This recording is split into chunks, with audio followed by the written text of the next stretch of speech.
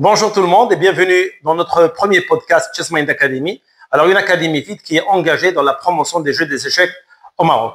Alors, aujourd'hui, on a un invité très spécial qui a un grand parcours. Bonjour, monsieur Chafer, c'est monsieur Chafer Idrissi. Alors, je vous laisse vous présenter. Bonjour Yassir, merci de me recevoir sur votre plateforme. Je suis Chafer Idrissi, joueur international et membre de l'équipe nationale il y a des années. Et actuellement deuxième au championnat national marocain. Dernièrement, je viens de représenter le Maroc dans un événement très spécial, c'est le championnat africain individuel au Caire, qui s'est déroulé du 12 au 21 mai dernier. Voilà. On aimerait bien savoir votre expérience dans le championnat d'Afrique, parce que je pense que ça va être utile pour nos jeunes champions de catégorie, vu que vous avez bien sûr joué avec des joueurs talentueux comme Bassim Amin et Adli, et surtout vous avez eu contact direct avec des prodiges égyptiens. Effectivement, Yassir, lors de ce grand événement, j'ai eu l'honneur d'affronter des adversaires redoutables, des grands maîtres, notamment Bassim Amin, qui est à 2649 Elo. C'est un super grand maître. À la première ronde, justement, et la dernière ronde contre le grand maître égyptien et ex-champion du monde junior, Ahmed Adli, à 2597, presque 2600 Elo. Alors, on t'a suivi de près. Alors, c'était le championnat d'Afrique. Exactement. Et voilà, on était dans la surprise de voir l'appareillement. Et la première partie, c'était avec Bassim Amin. C'était le meilleur joueur de l'Égypte. Alors, comment vous avez préparé mentalement? C'était pour vous une surprise? C'était normal? Vous avez pu gérer le stress?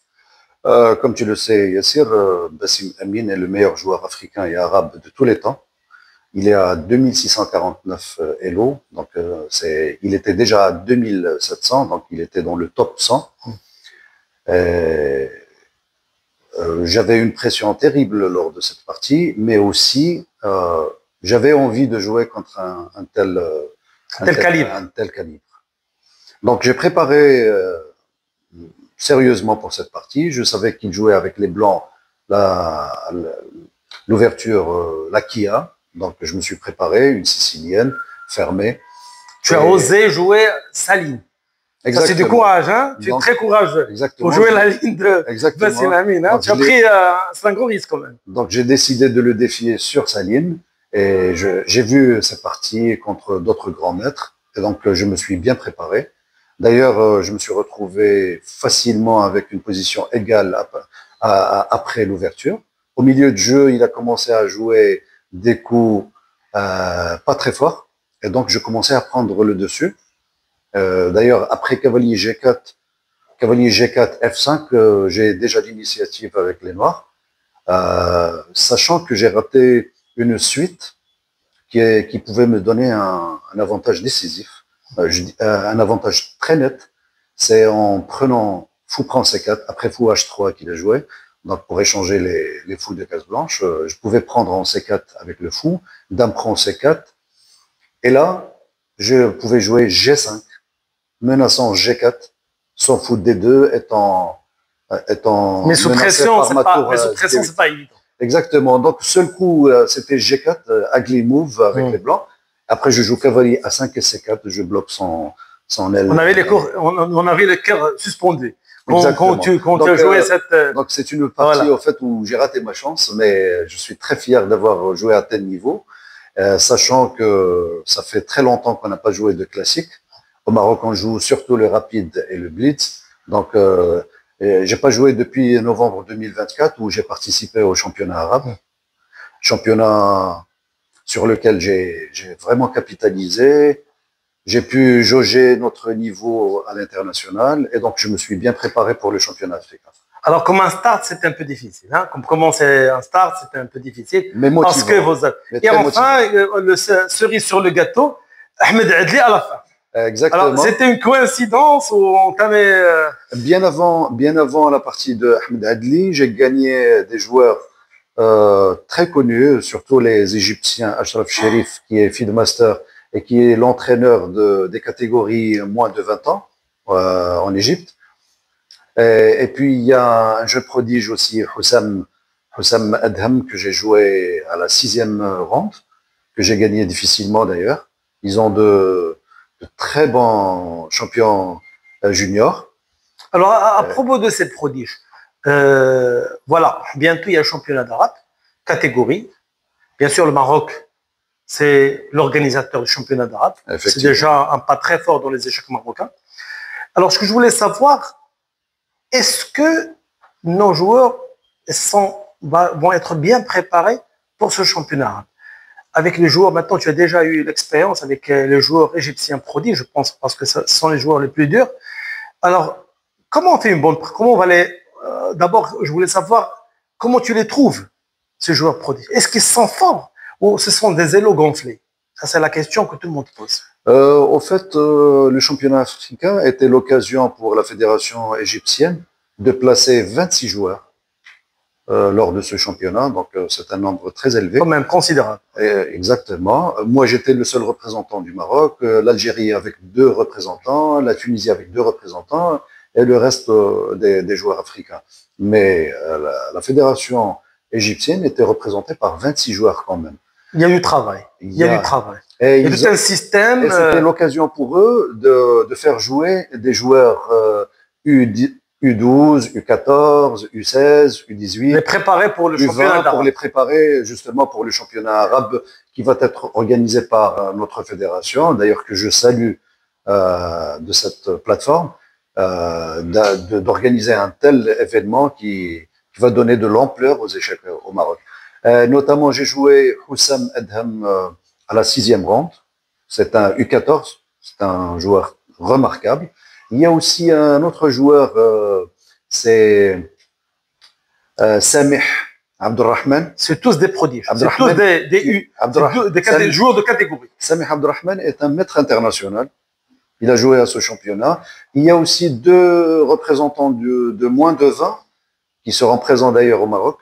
J'ai eu l'occasion de discuter avec eux. D'ailleurs, ils se sont classés 4e et 6e lors de ce championnat à la fin. C'est Georges Samir David, qui est un U14, mais qui va participer à U20 au Maroc. Alors, on a du pain sur la planche. Exactement. Dans ce championnat d'arabe, catégorie. Il y a Hamid Wafa qui s'est classé 4e et qui est U18 qui va... Et pour les longs, parce que moi je vois des 2200, tout ça, est-ce que c'est équivaut à... Ils ont cette performance, exactement. Ce que je voulais savoir. Ils ont cette performance ou ils sont au-dessus de Non, ils sont au-dessous. Ils sont très forts, ils sont très forts. D'ailleurs, Georges Samir Adham, David, il est à 2300 et quelques. Et Hamid Wafa à 2300 et quelques aussi. Donc, ce sont de forts joueurs. Il faut bien se préparer. Il faudra préparer nos joueurs pour jouer pour le podium. Mais il faudra une bonne préparation, Inch'Allah. Je ne doute pas du talent des joueurs marocains et des joueuses marocaines, mais j'espère, Inch'Allah, qu'il y aura des stages de concentration pour ces catégories. On doit rejoindre, en quelque sorte, on doit rejoindre le football, les résultats du football. Exactement. Ça va être un peu dur, là. Exactement. Comme on a fait la surprise, mais cette fois, ça va être un peu dur. Je sais que c'est un jeu structuré quand même.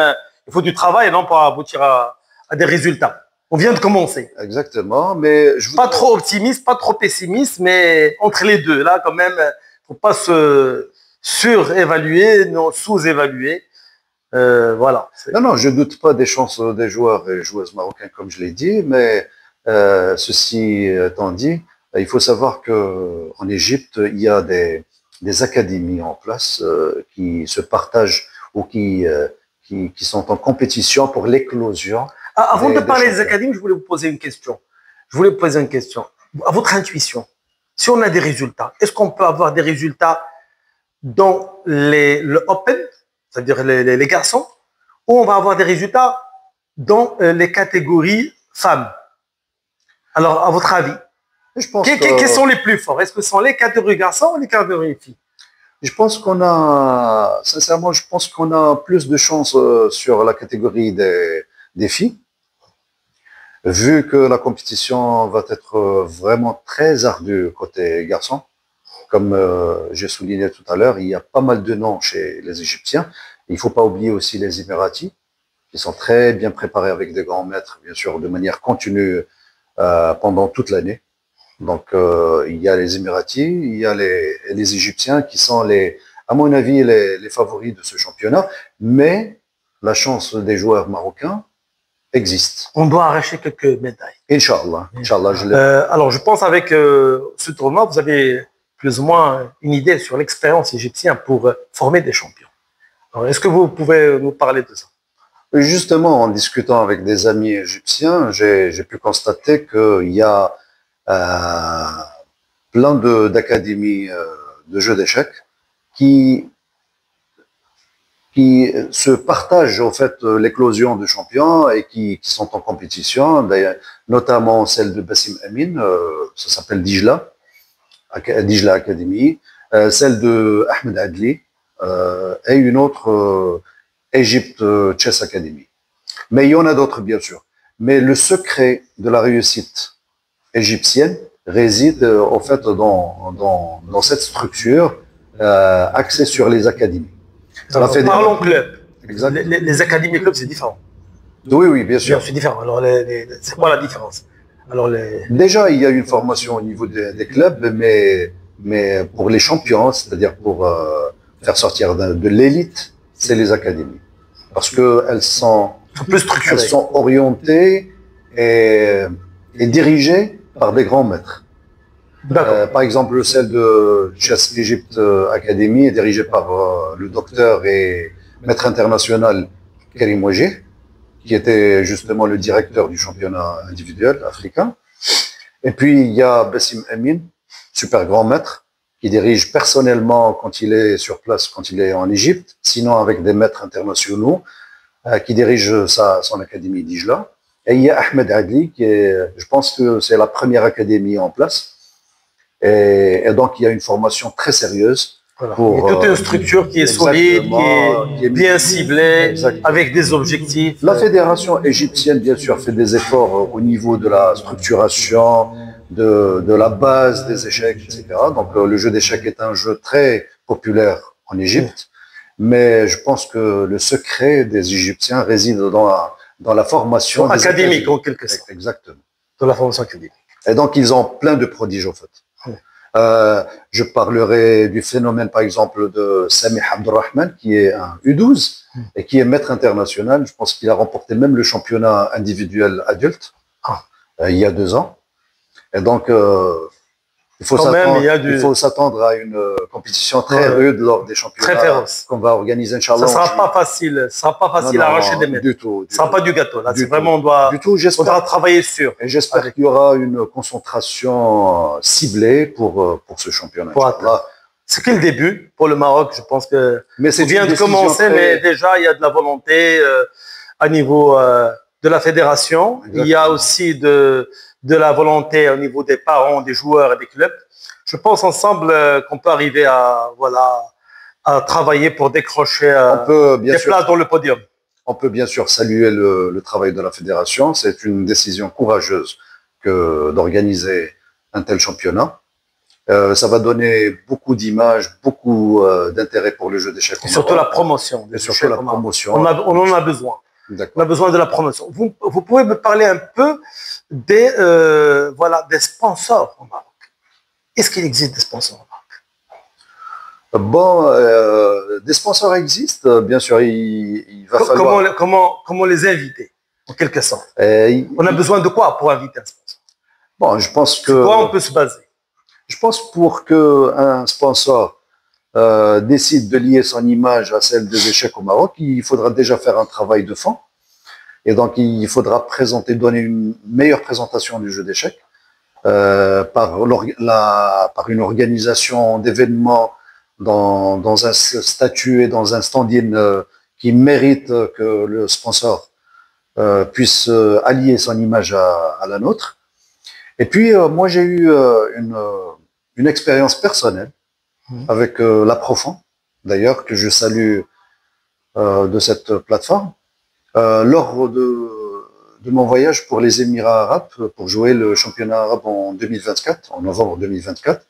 Donc, ils m'ont soutenu, ils ont tout fait pour que je puisse participer à ce championnat dans les meilleures conditions. D'accord. Et votre retour au Maroc maintenant, On sait que vous avez participé dans le tournoi de l'école Hassani de Mohaندissine.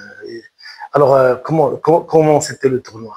Bon, Je veux déjà, savoir d'abord la différence de niveau et je voulais savoir, est-ce que pour vous, c'était une confirmation de votre niveau? déjà, lors de ce championnat, je suis sincèrement fier d'avoir représenté notre pays lors de cette occasion, grande occasion au fait africaine. C'est un événement grandiose auquel j'ai participé. Le drapeau marocain était troisième au ranking list final. Et donc, je suis fier d'être le seul représentant. Mais on vous félicite Merci. pour cette performance. La performance était de 2273. J'ai commencé ce championnat tête de série numéro 27. J'ai terminé au 13e rang. Il y avait 54 participants au championnat. Et j'ai gagné 30 points Elo. Et j'ai joué de forts joueurs. Je suis vraiment fier de ce résultat. À peine revenu au Maroc, donc je me suis reposé un jour. Donc il y avait un tournoi international organisé par l'école Hassania des ingénieurs à Casablanca, avec la participation de grands maîtres et de maîtres internationaux. J'ai pu réaliser le premier prix ex-aequo avec Yassine Sintissi, cher collègue Yassine Sintissi, que je salue aussi. Donc, on est premier ex-aequo avec 17 points et demi. Donc, je suis fier aussi de ce résultat, à peine revenu de ce championnat africain. Alors, je voulais poser une question. Si on prend maintenant Chafir Idrissi, version 14 ans, quand vous avez 14 ans, est-ce que vous êtes plus fort qu'un joueur de 14 ans actuel au Maroc? C'est quoi la différence entre le niveau de Chafir Idrissi quand il avait 14 ans et un joueur maintenant qui a 14 ans, qui est champion de Maroc? Bon, je pense que le contexte est différent, vu que maintenant il y a une démocratisation du jeu d'échecs, un accès direct, un accès libre à l'information, les bases de données, les engines, les moteurs de calcul, de recherche, etc. Donc les outils, il y a plein d'outils maintenant. Nous, dans le temps, on travaillait avec des livres, avec des diagrammes, etc. Donc si on avait un livre, on était vraiment content, donc on travaillait dessus pendant une année. Mais je pense que le fond de jeu était meilleur. Aujourd'hui, ça veut dire. C'est-à-dire que avec l'accès à l'information, il y a aussi l'abondance d'informations. Donc, il y a aussi la facilité. Il y a la facilité, mais il y a aussi. On ne se creuse pas bien les méninges. On peut se perdre aussi dans cette abondance. Beaucoup d'informations. Et donc, les jeunes ont besoin, au fait, de direction et d'orientation par des joueurs qui ont de l'expérience dans les compétitions internationales. Mais je pense qu'ils ont plus de chances, ils ont plus d'outils. Aujourd'hui, on peut vraiment devenir maître international ou grand maître à l'âge de 14 ans. Les plus jeunes grands maîtres aujourd'hui sont à l'âge de. Monsieur Chafir, on sait que maintenant vous êtes directeur d'une société, vous avez des enfants, vous n'avez pas de temps, assez de temps. Et vraiment, le fait que participer au championnat d'Afrique, avoir un tel résultat, je sais que vous ne préparez pas assez. Ouais. Ça vraiment, ça nous encourage, non, autant que Marocains, pour avoir aussi des titres dans ce championnat d'arabe, catégorie. Alors, c'est quoi votre secret? On dit que انت لعاب نسموم تيقولوا لك ميزه اللعب sérieusement tu deviens لعاب نسموم, ça veut dire tu as une autre façon de jouer à l'international que le national.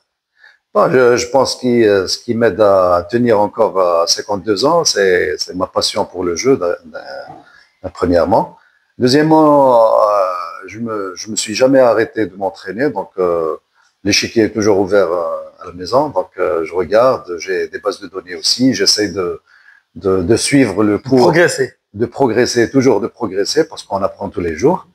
Et puis, je pense qu'il faut se maintenir physiquement un peu, parce que lors de ce championnat, il y a, par exemple, la deuxième, troisième, quatrième et cinquième partie, on les a jouées au cours de 2 jours, donc ça demande de la résistance physique.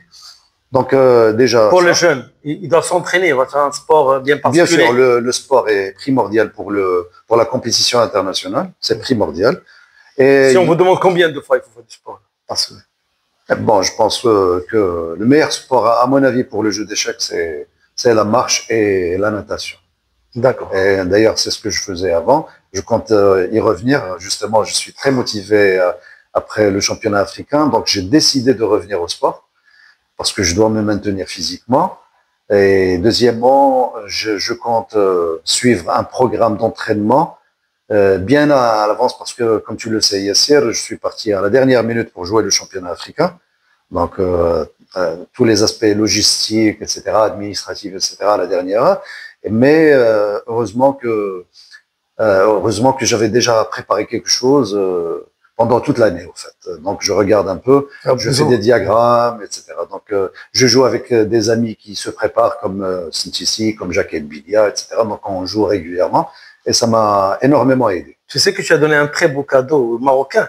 Tu nous as inspirés. Tu as inspiré les jeunes à 52 ans, partir au championnat d'Afrique et être 13e dans le qualif, dans le résultat, c'est un résultat qui est vraiment trop spécial. Il faut savoir, Yassir, que justement à la dernière rencontre contre Adli, ce qu'il faut savoir, c'est que je jouais le podium.